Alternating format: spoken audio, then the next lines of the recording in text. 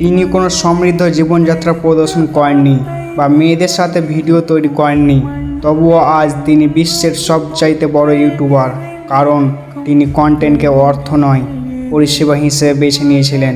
আসুন বিশ্বের সবচেয়ে বড় ইউটিউবার মিস্টার বিস্টের কথা বলি, যার আসল নাম জিমি ডোনাল্ডসন। 2012 সালে তার স্বপ্নে কেবল একটি পুরনো ল্যাপটপ, একটি বেসমেন্ট রুম এবং একটি ঝড় ছিল। সবাই বলতো কিছুই হবে না, কিন্তু সে বলতো যে যদি সে এটা করে তবে এটা হবে। তারপর একদিন সে একটা ভিডিও বানালো যেখানে সে 1 থেকে 1 লক্ষ পর্যন্ত গুনতে থাকলো। সে 40 ঘন্টা বসে রইল, কিন্তু বিশ্বকে বোঝালো যে যদি ধারাবাহিকতার সাথে পাগলামি দেখা হয় তাহলে সাফল্য নিশ্চিত। সে কখনোই টাকা জাহির করেননি, বরং পৃথিবীকে বদলে দিয়েছে।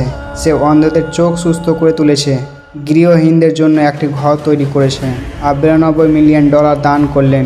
তিনি বললেন, লাভ নয়, উদ্দেশ্যকে বাঁচিয়ে রাখুন।